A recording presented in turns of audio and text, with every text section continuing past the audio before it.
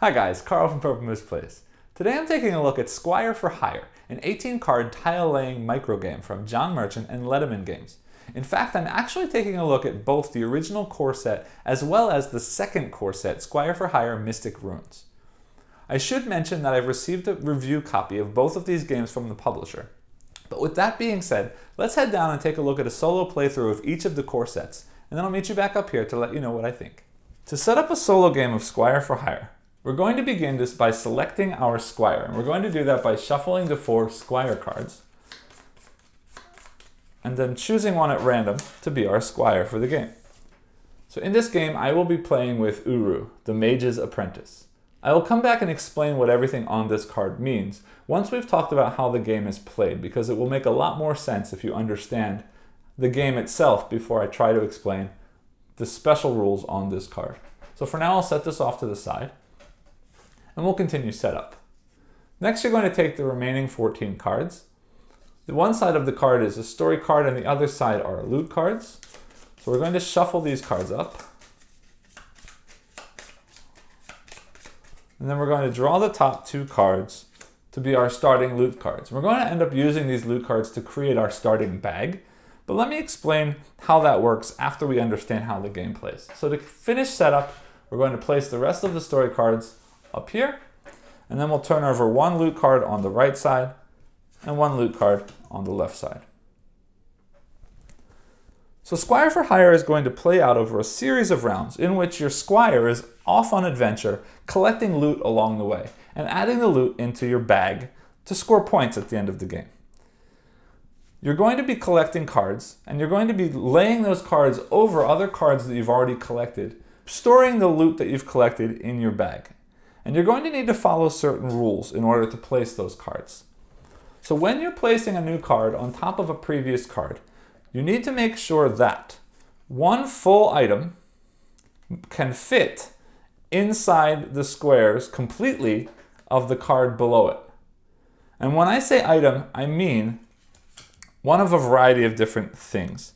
We've got red, which are weapons. We've got pink, which is potions. We've got purple items, which are magical items. We've got blue, which are armor. And we've got yellow, which are valuables. You'll also notice on the cards some of these sort of darker grayed out squares. These are junk items. And when I'm placing cards to cover things, these junk items do not count as an item for placement restrictions. So you must make sure that one of the 5 different types of actual good items is completely covering the section of the card below it. That means, for example, this purple scroll could not be placed like this because only half of the scroll is over top of the card below it. But we could place it sideways like this, in which case the entire scroll fits on the card below it.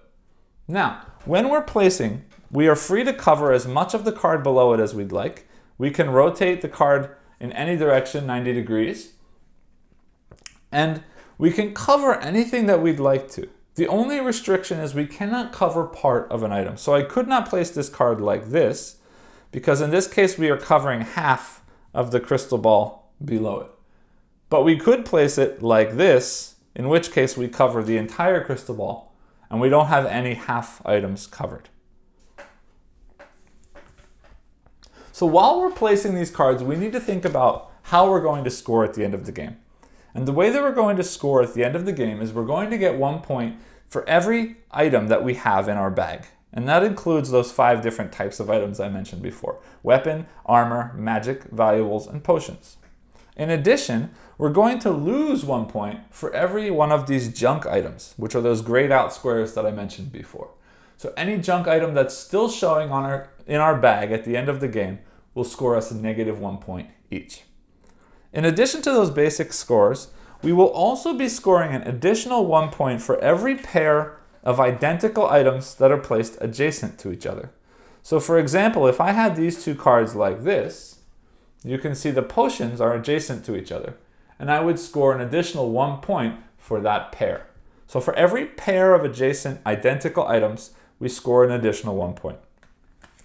In addition to those scoring rules, we also have special scoring rules that show up on the Squire card. So let's talk about this Squire card now. I'm going to come back to this piece up here in the corner because that will relate to how the game plays, and we haven't talked about that yet. But the special scoring conditions are all listed down here. In this area, it says for Uru, food is worth 0 points each. Now remember, food is a type of junk, and it will come up on some of these cards. For this Squire, and only this Squire, food is not worth a -1 point at the end of the game. It is instead only worth 0 points. So I don't mind to have food left in my bag at the end of the game, but I would like to cover up all of the other types of junk. In addition, we have these other 2 bonus scoring rules at the bottom. And what this means is that if I have these 2 items adjacent to each other at the end of the game, I will score the number of points listed here. And it's worth mentioning that these can be scored multiple times. So if I have a magical book that's connected or adjacent to 2 or 3 scrolls, then I'm going to score 2 or 3 points. Likewise, if I can get 2 scrolls next to a crystal ball, I will score 2 points for each of those for a total of 4 points. So it is very, very important to follow these bonus scoring rules to score a good amount of points.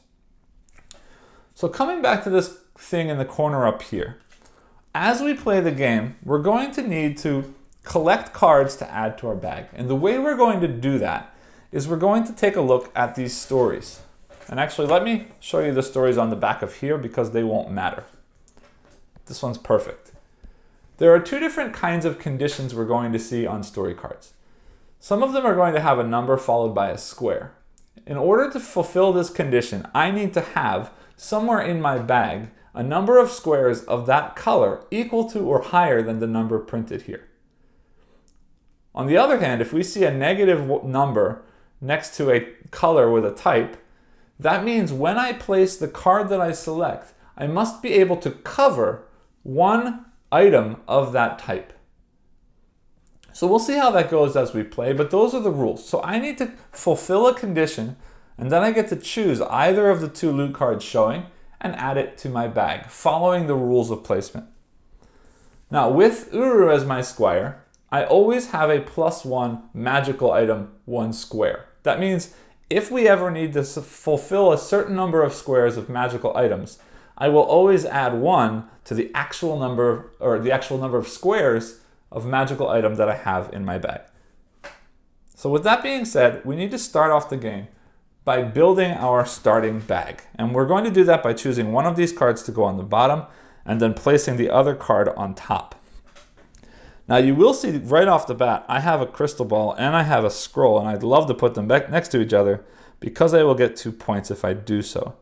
And it's going to be much easier to place this one on top because I only need to cover 2 squares, whereas with the crystal ball I would need to cover 4 squares. So I'm going to actually start by placing this just like this. So we're covering these 2 squares with the 2 squares of the scroll, so it matches or fulfills the placement restrictions.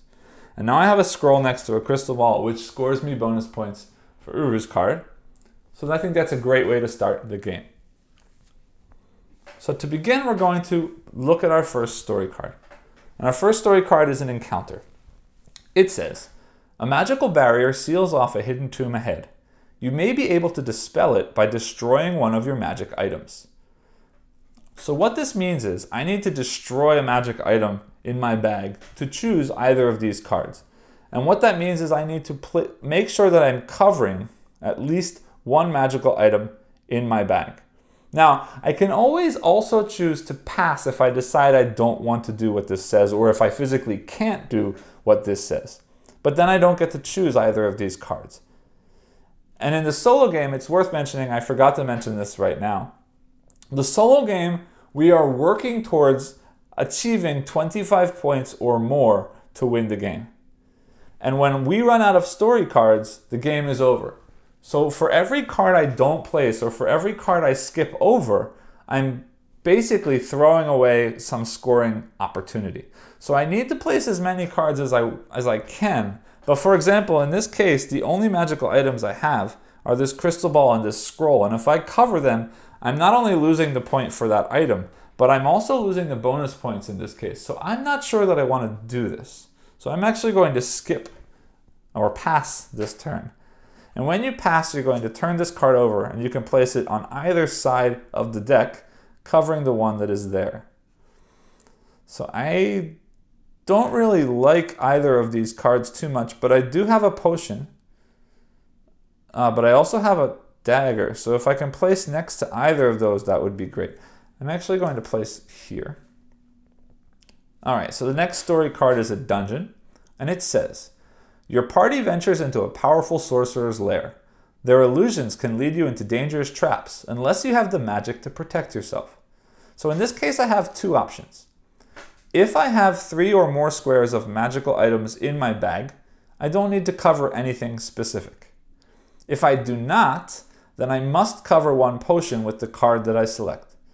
But in this case, I have 1, 2, 3, 4, 5, 6 squares of magical items, plus because of Uru, I've got a +1. So I have 7 squares of magical item. So I don't have to worry about covering anything at all this round. So I'm going to take this card because if I rotate this card, the dagger will fit perfectly in this quarter.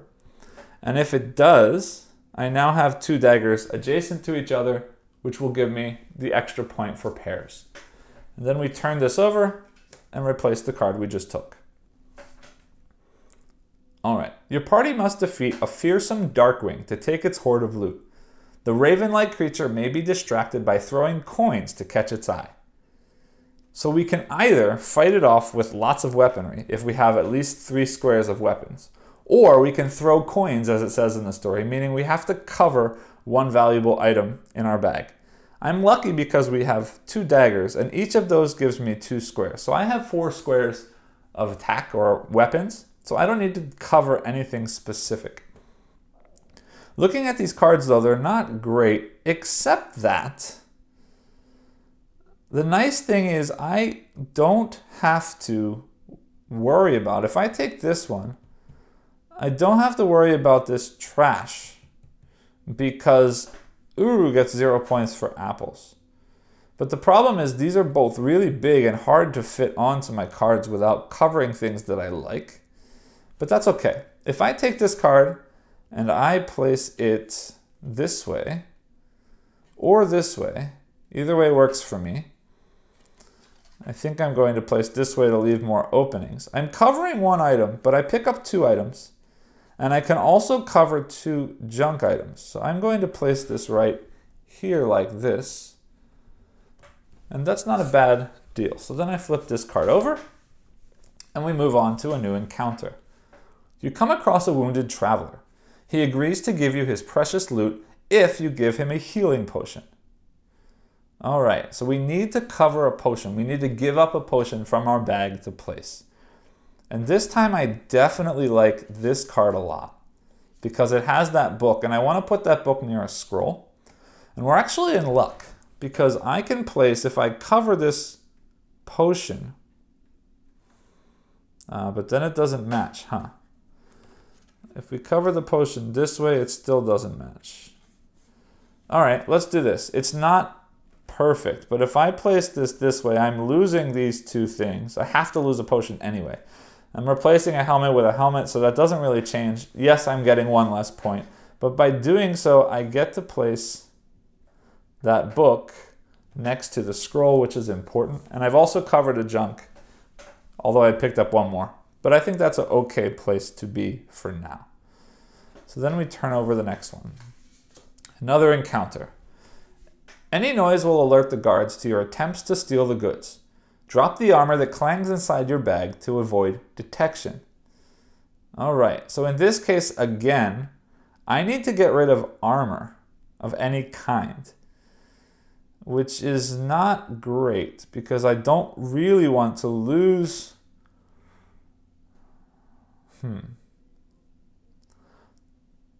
I mean, I definitely want to place a card because I don't want to pass again because passing is no great. But I want to place in such a way that I would love to place this book next to the scroll, but the only way to do that is to place, no, then I can't cover the armor. I have to cover either the shield or the helmet. And I could do that, which just gets me the point for the pair, but also kills that treasure chest, which I don't really want to do.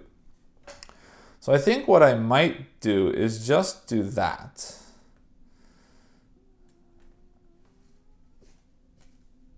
Yeah, that's not a bad idea. If I place that there, I cover the armor that I need to, and I still have space. This apple's not going to hurt me, so I like this card better than that card. And this sets me up for potentially having a scroll over here later. So that's good. We flip this, and we keep going. So now we have a quest. A giant forest troll blocks your path. A spell might trick the troll into letting you pass. Or you can give up your clanky armor to sneak by. We have plenty of magic. I've got 1, 2, 3, 4, 5, 6, 7, 8, 9 magic squares, so that's not a problem. We will use the spell to pass the troll. And I really like this spell right here, if I can find a way to place it. It means I'm giving up a potion, but that double point bonus is great. So I'm going to place this right here, like that. And it seems like I'm off camera a little bit, so let me try and slide that up. All right. So then we flip over our next card, and we have another encounter. You come across a traveling merchant with various goods looking to trade. They will only accept the trade of items, not coin or junk. So I cannot cover coins or junk. Well, I can, but they won't count as my trade. So I also need to cover some kind of item that I don't mind covering that's not coins or junk that might score points. I don't have any great way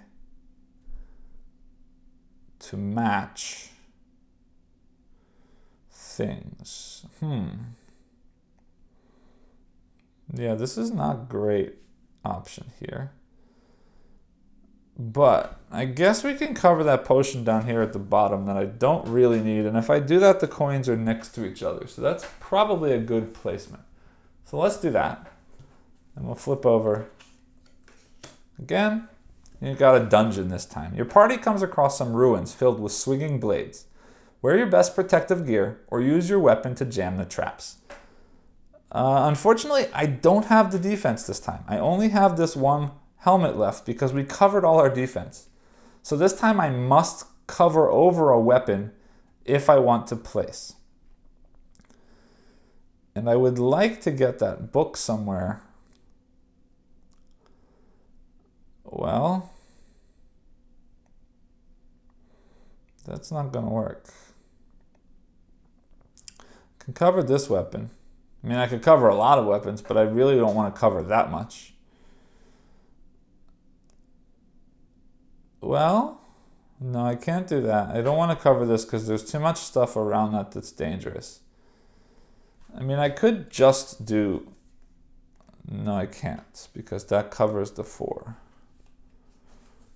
I could just do that. Or that. Yeah, I'm going to just place like this because we may be able to figure out a way to get the scroll in here somehow to connect these books. So I don't know if it's going to work out, but let's do that. All right, here's my scroll that I've been dying for. Quest. You have contracted a deadly blight. Dirge, the local alchemist, will sell you the cure for a price. So I need to have 2 treasure or cover a potion. Luckily, I have enough treasure because there are no potions left to cover. But I've got 1, 2, 3, 4, 5 valuables, so that's fine. So I need to place somewhere, and I'd like to get this book next to this scroll, or a book next to a scroll. That doesn't go in there if I do that.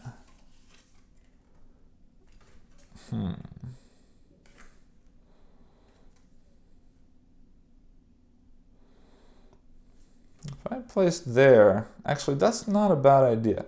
If I place here, ooh, or no. If I place like this, I'm covering 2 junk and 1 sword, which is losing a point but gaining 2 points. And I get to place the scroll next to that book, which is a good thing to do. So let's do that. And we flip over our card. Now this is my last story card, so this will be the last turn of the game. We've got an encounter that says, The local temple has offered to provide some old provisions in exchange for a donation, so I need to cover one valuable. And in this case, that's too bad. That would have worked perfectly. I do want to try and place this, but oh yeah, that works fine. So these two scroll covers right there, those two, and it's next to the book. It fits, and that's our last story card. We would flip it over, but there are none left. So that is the end of the game. So now we're going to move into scoring. And it's very nice, this version of the game, or the second printing of the game, comes with a scorecard. And this is a whiteboard scorecard, or a dry erase scorecard. So I'm going to keep track of my score on this card as we go along. So the first step says +1 point for each weapon, armor, magic, valuable, potion, and rune. There are no runes in this version of the game. That will be in the second core set, which I will do a playthrough of next. So for now, we're just counting weapons, armor, magic, valuables, and potions. So I will count 1, 2, 3, 4, 5, 6, 7, 8, 9, 10, 11, 12, 13, 14, 15, 16, 17, 18, 19, 20, 21, 22. Let's try one more time just to make sure I didn't miss. 1, 2, 3, 4, 5, 6, 7, 8, 9, 10, 11, 12, 13, 14, 15, 16, 17, 18, 19, 20, 21, 22. Let me do one last time. 1, 2, 3, 4, 5, 6, 7, 8, 9, 10, 11, 12, 13, 14, 15, 16, 17, 18, 19, 20, 21, 22. Okay, so we've got 22 points to start there. Now, 1 point for each pair of identical adjacent items. I did cover that knife over here, so that's not adjacent identical anymore. The only adjacent item that I see are these 2 coins down here. So I only get 1 point for adjacent items. Now, looking back at our card for Uru, it says I want books next to scrolls for 1 point and crystals next to scrolls for 2 points. So let's take a look. Here's one book next to a scroll, that's 1. Book next to a scroll, that's 2. Book next to a scroll is 3. This next to the scroll is 2 more, so 4, 5. And here next to a scroll, 6, 7 points. So right now we're at 23 and 7 is 30 points. Remembering we need to have 25 to win. But now we get -1 for each junk item, except in this case, because we're using Uru, the apples don't give me -1 point. So we count 1, 2, 3, 4, 5, 6. Again, 1, 2, 3, 4, 5, 6. So we're getting a -6. So 22 and 1 is 23. Plus 7 is 30 minus 6 is 24. And unfortunately, we lose the game by 1 point. All right, so let me clean up the table. And I'll come back and I'll introduce you to the second core set, Mystic Runes. We'll talk about the changes in the game, and then I'll do one more quick playthrough. Okay, so to set up a game of Squire for Hire Mystic Runes, you're going to set it up exactly the same way as the original core set. So we're going to start by taking our 4 Squire cards, shuffling them up, and choosing one at random. So for this game, we're going to be using Gruffle, the Rune Carver's Acolyte. So now that we understand sort of how the game works, I'm going to explain this right away. Gruffle is going to automatically have a +1 armor square. Crystals, which are normally junk, are actually going to be worth a +1 point if we can get them placed next to armor. In this case, we're looking for hoods next to gauntlets for 1 point. And you'll see what runes are in a minute, but in this case, I want any rune next to a cloak will get me 2 points. So let's put this off to the side and we'll continue our setup. So continuing setup, we're going to do the same thing we did last time. We'll take those story and loot cards. We'll shuffle them up. And we'll draw 2 to make our starting bag. Set the rest up here, and then we'll flip over the top 2 cards to start the game. So again, this game is going to play out pretty much exactly the same way that the original core set plays. with the only difference being the addition of 3 different types of runes. And it's very nice that this time on the back of each Squire card is a little cheat sheet that explains all of the runes. So there are 3 different runes. There are red runes, which are void runes. There are these sort of yellowy orange runes that are morph runes. And then there are these bluish green runes that are called hide runes. And they're all going to give you sort of an extra rule when they're visible in your bag. So a void rune in your bag will not be able to ever be covered. You cannot place a card that covers a void rune. But if you can put a piece of junk next to the void rune, that junk is no longer worth a -1 point. The junk will then be 0 points. So it's worth getting junk next to the void runes. However, that's true for all junk. So if I have a crystal that's next to armor that would score me 1 point with Gruffle's special bonus scoring, and it's adjacent to a void rune as well, it will be worth 0 points. So I need to make sure I don't do that in this case.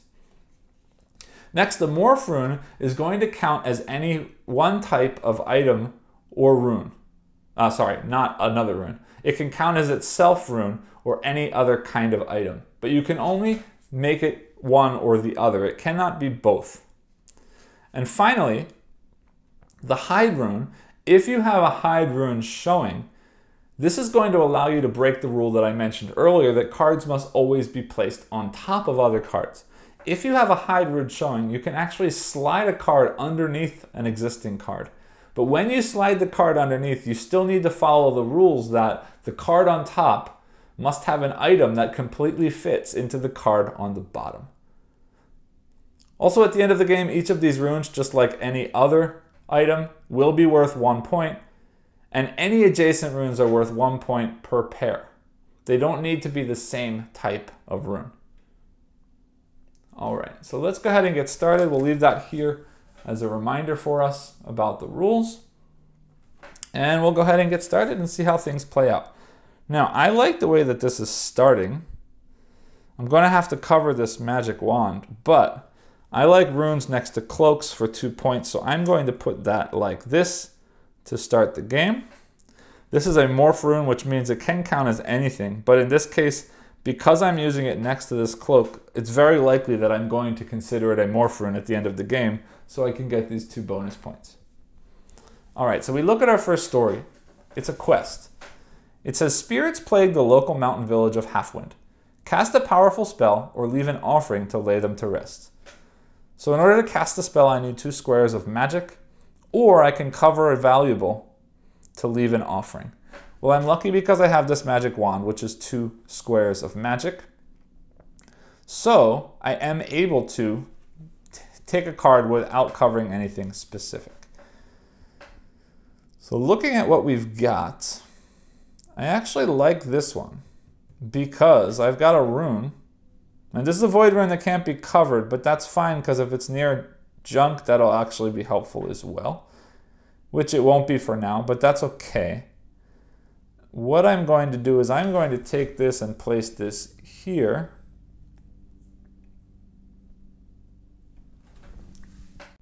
Which will end up getting me the bonus points for having a rune next to a cloak. So that works. We'll flip this over. Now I've got an encounter. You find an elderly seer who can tell you your fortune. However, to activate their powers of foresight, they must draw power from one of your magical items.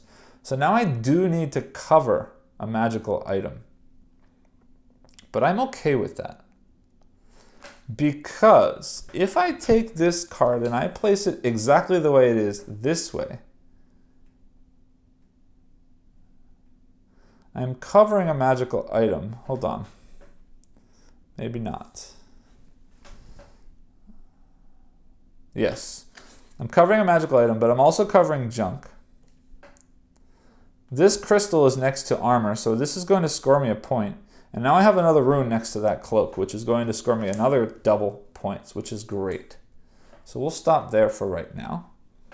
And we move on to the next quest. A group of raiders blocks your path through the valley.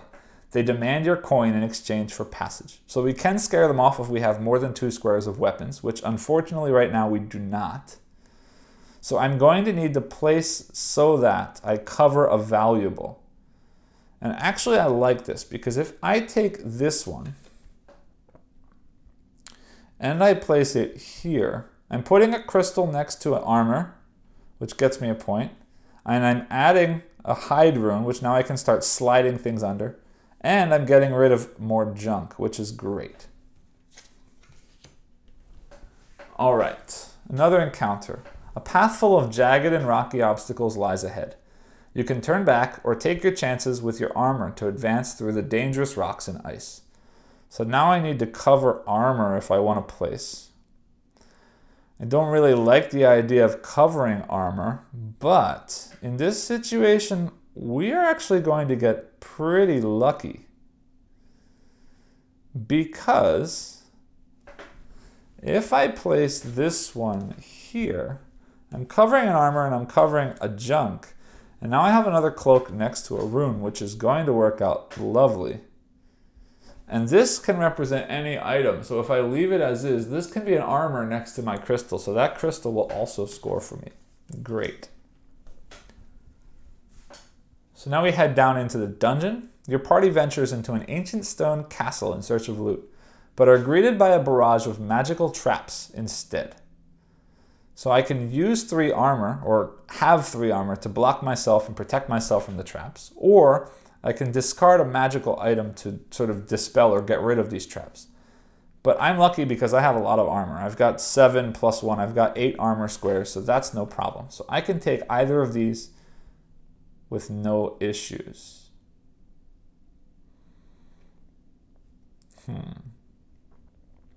If I place this here, I lose 2 points, 3 points, but I gain 1, 2, 3. That doesn't change anything. I don't like that. All right, I'm trying to figure out a way to get this crystal next to an armor, and I don't think I can. Oh, I can. I don't need to cover anything specific. And if I do this, that crystal goes next to the armor. The jewelry fits perfectly onto the card. That works perfectly well. And because I used this, I didn't need to cover anything. Great. So we move on to an encounter. While scaling the icy cliffs of the Mordigan Mountain, you lose your footing. With only a moment to react, you might be able to sink a weapon into the ice to catch yourself. So I need to hide a weapon or cancel a weapon. And I would love to do so in a way that gets me something else useful, but I'm not sure I can. If I could fit that weapon, I can fit it there, but then I have to figure out a way to cover that. So that's not really going to be helpful.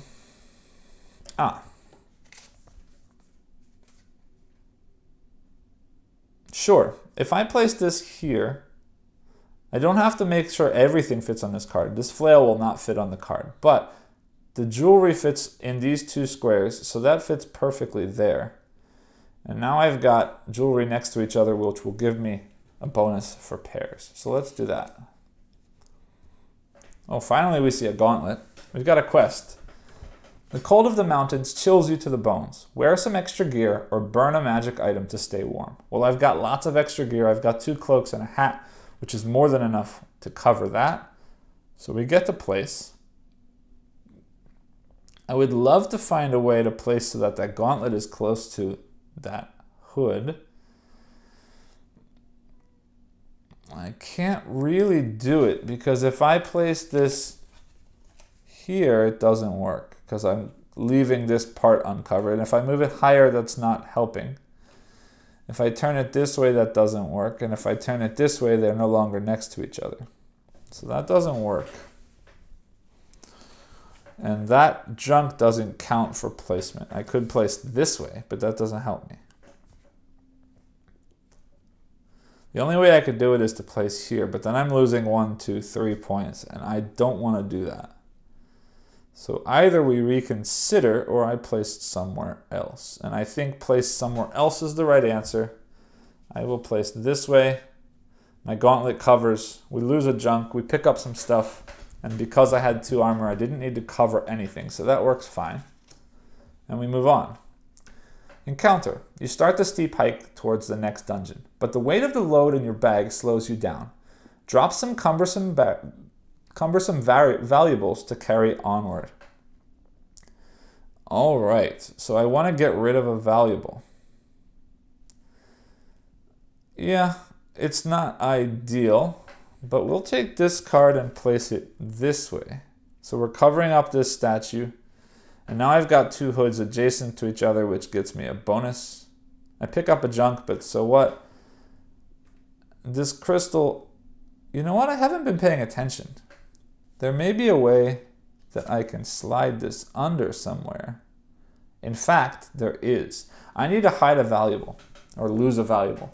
If I use this blue rune, I can put this underneath these cards and slide this in like this. So now this hood is next to the gauntlet, which also gets me a point. I don't get any of that junk, but I'm also losing. Yeah, but I would have lost this statue anyway. That works fine. Yeah, and that way you can see how the rune worked. All right, so then we turn over the next card and we go back into a dungeon. A dangerous lich awakens while you attempt to loot their crypt. Try to defeat the powerful being or survive long enough to escape. So I need 3 weapons, or I need to lose an armor. Well, I've got 4, 5, 6 weapons, so I'm fine. I can take either of those things, and I don't need to cover anything specific. Now, I don't really want to lose this wand, but I don't really care because watch this. If I put this down, this is amazing actually. This gauntlet is now adjacent to this gauntlet. This magic talisman is now adjacent to this one. And now this crystal is also adjacent to armor. So that gets me a ton of points. And we're going to flip over this card. You can see that we've only got 1 card here, so this will be the last card I take.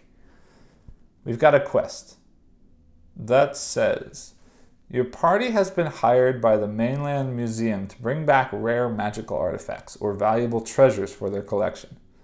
So I need to have 4 magic or 4 treasure. I've got lots of treasure. I only have these 2 magic, but I've got lots of treasure, so we're good with the valuables. So we've got 1 final placement to place. I would love to find a way to get that gauntlet next to my hoods, but I can't really do that. I mean, I could cover up this crystal, but really that's not helping a ton because that crystal's already scoring me 1. So let me find something else I can do to score. Well, we could pretend that that's, no. Let me see something. If I turn this around like this and place that there, things are a little bit crooked because the cards don't line up perfectly horizontally and vertically, but that fits right there. And now, if we say that this is an gauntlet, so now I have a pair of gauntlets, and this is next to armor, and I covered up a junk there. I like that. And that again, we flip this. There are no story cards, so that is the end of the game. So then we move into scoring, and we'll score exactly the same way we did last time, only now we need to think about the runes. All right, so we begin by counting the items. In this case, we're counting the items as well as runes. So we've got 1, 2, 3, 4, 5, 6, 7, 8, 9, 10, 11, 12, 13, 14, 15, 16, 17, 18, 19, 20, 21, 22, 23. Let me double check that. 1, 2, 3, 4, 5, 6, 7, 8, 9, 10, 11, 12, 13, 14, 15, 16, 17, 18, 19, 20, 21, 22, 23. We've got 23 points. Now we're scoring 1 point for pairs. I have 1 pair here, 1 pair here, 1 pair here, and 1 pair here if we call this a gauntlet. So that's 1, 2, 3, 4 pairs or 4 points. Now for Gruffle, we're getting 1 point for every crystal next to armor, 1 point for every hood and gauntlet combination, and 2 points for any rune with cloak combination. So we've got, let's start with crystals. 1, 2, 3, 4, 5 crystals. And then here's a hood gauntlet makes 6 points. And there are 1, 2, 3 runes around this cloak. Means 7, 8, 9, 10, 11, 12. And then this cloak gets 1 more, 13, 14. So we should have 14 points. Let me just double check that. This cloak in here is 2, 4, 6, 8, 9, and then 10, 11, 12, 13, 14. Correct. And then minus points for junk. Nothing. I've got only 2 junk that are counting for negative points this time. So 23 and 4 is 7. Plus 14 is, hold on, 23 and 4 is 27. Plus 14 is 37, 41 minus 2. This time we scored 39 points, which means I very easily clear the 25-point goal, and I won my second playthrough. Alright, so while we're down here, I usually like to take a look at the components of a game and discuss what I think about them. In this case, the main components, pretty much the only components for this game, are the cards themselves. So we will take a look at the cards. The cards for both games are basically the same, so I don't really need to look at them separately. The card quality is great. It's, as I said, it's dry erase cards, so it feels really nice and smooth. They shuffle very well. The thickness, the give, the bend of the card, they feel like very nice quality cards. The artwork is very colorful. It pops very well. It's very clear to see what is written on the card. The symbology on the cards is very, very, very easy to see from very far away. I love the fact that the back of the Squire cards in the Mystic Rune set have an explanation of the runes written right there, so I don't need to have the rules handy, because those are the only big changes and the only things that I really have to constantly be thinking about as I play. So it's really great to see those there. The artwork on the loot cards, I love all the different items. I think the design and the artwork in this game is great.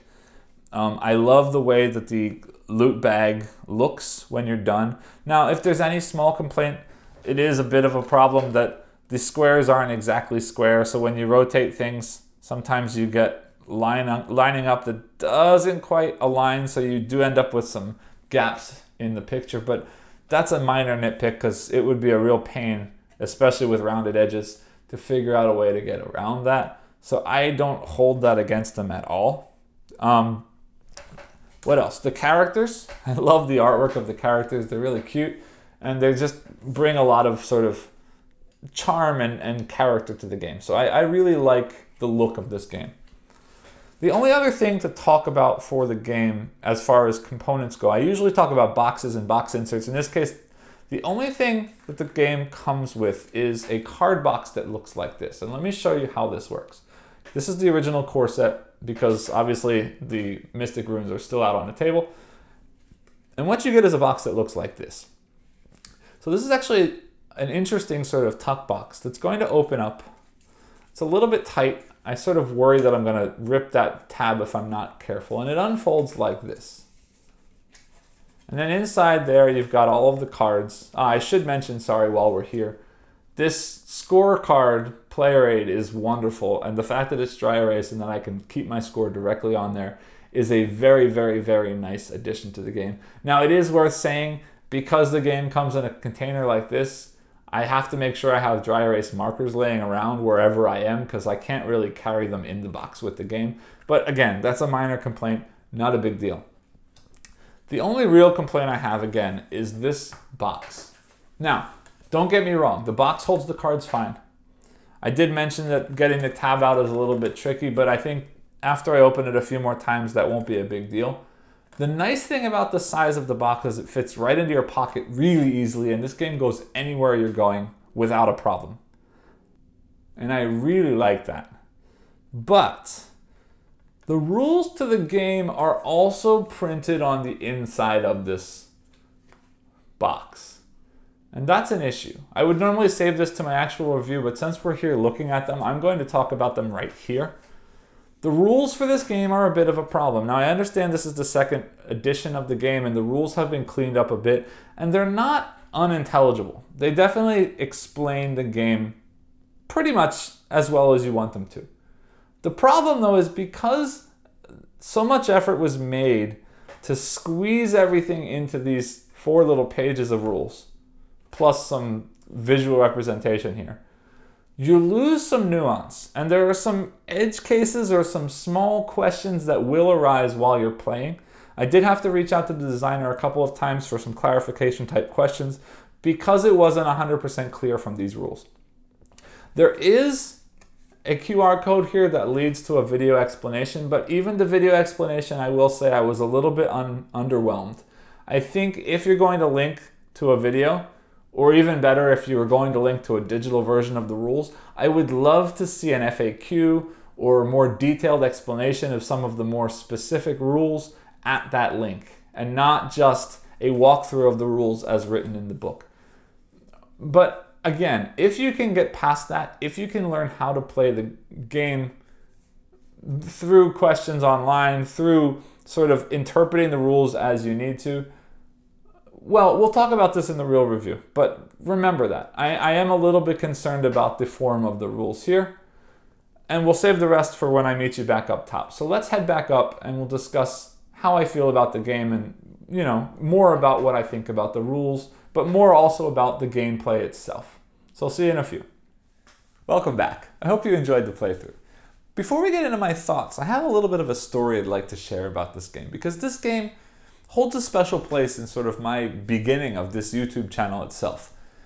Back in the early spring, when this whole sort of coronavirus thing started happening and we all sort of got isolated to our houses, I was working from home and I had a lot of downtime in between or late at night when I just wanted to wind down from a day's work. So I started looking more and more into these sort of small micro style games.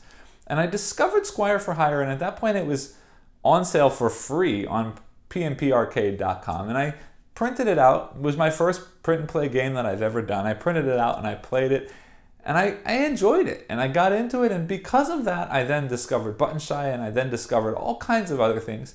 And it was through these discoveries that I started getting the idea that, hey, maybe it would be fun to record some of these playthroughs and put them up on the internet. So I just want to point out that this game sort of inspired this whole idea of these Purple Moose Plays playthrough review style videos. So with that being said, I think you can probably guess at this point that I do enjoy this game quite a bit.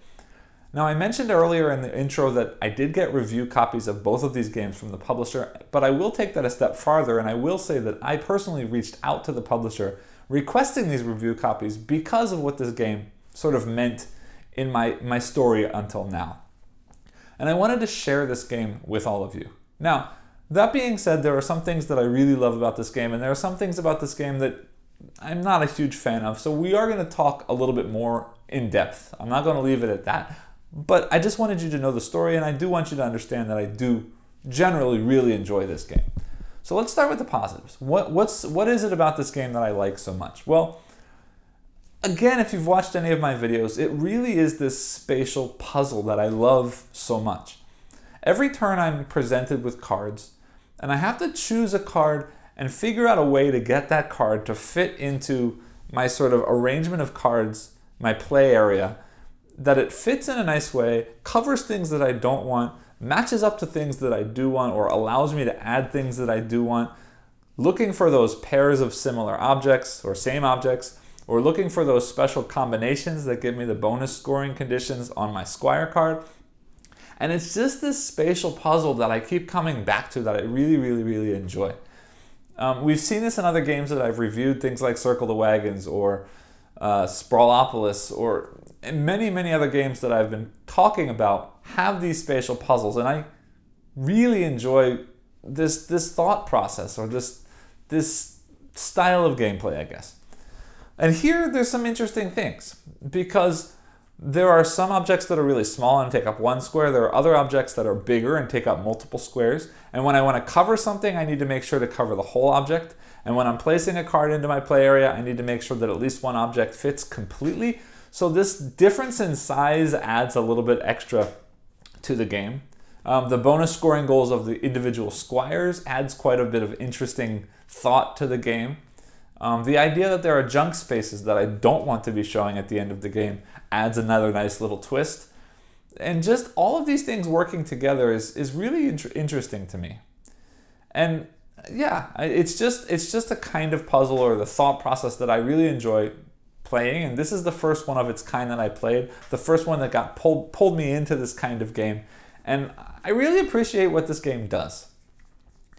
Also, one more thing that I do mention about this puzzle is that when I'm trying to take a card, or when I'm choosing a card to place into my play area, I have to first satisfy a condition. So not only am I looking at my play area for scoring purposes, I also kind of want to make sure that I have a little bit of everything on top of my scoring, because I might have to cover something to take a card, or I might have to have enough squares of a certain color or type in order to take a card. And if I don't have that thing in my space already, or in my bag already, then I can't cover it, or I can't use it to take the next card. And especially in the solo game, if I'm missing out on a card, my ability to get that 25-point scoring goal is going to fail quickly the more cards I'm unable to place.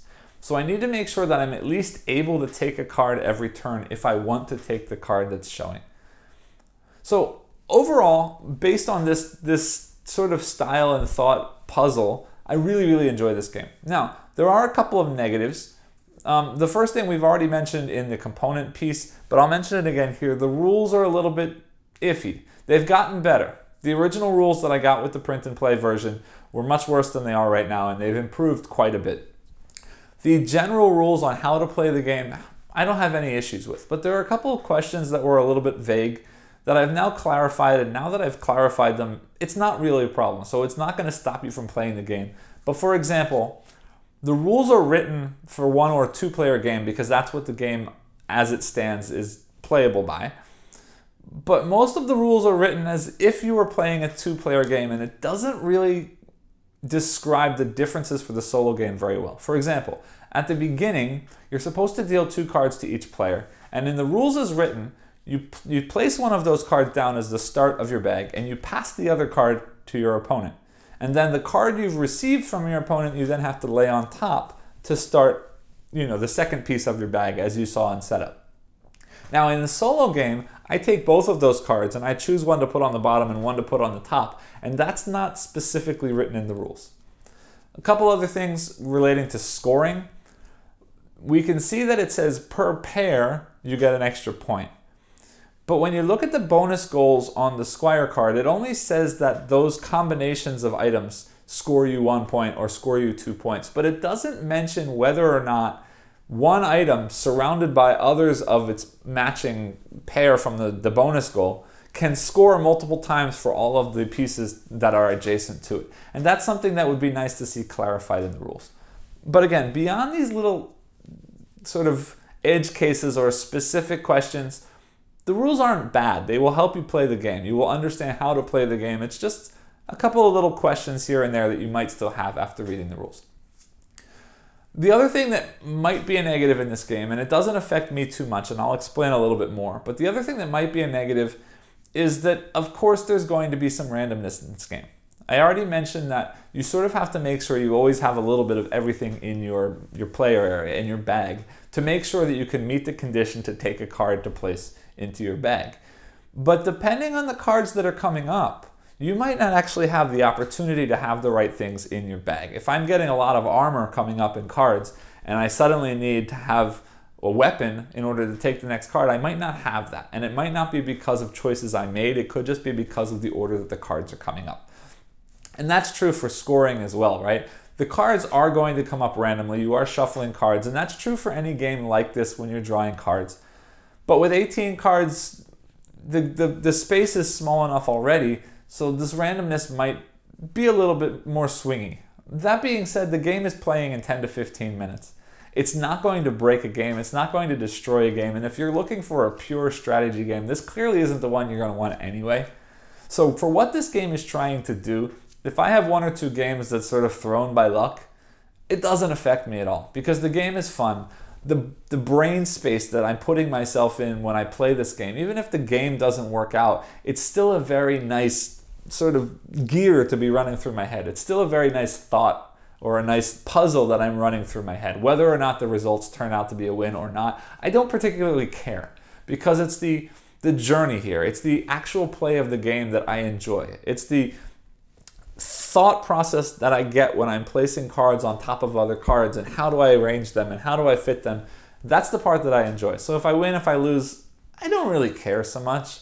So the randomness doesn't bother me so much. But if you are worried about things like that, you might be a little bit concerned with the randomness in this game.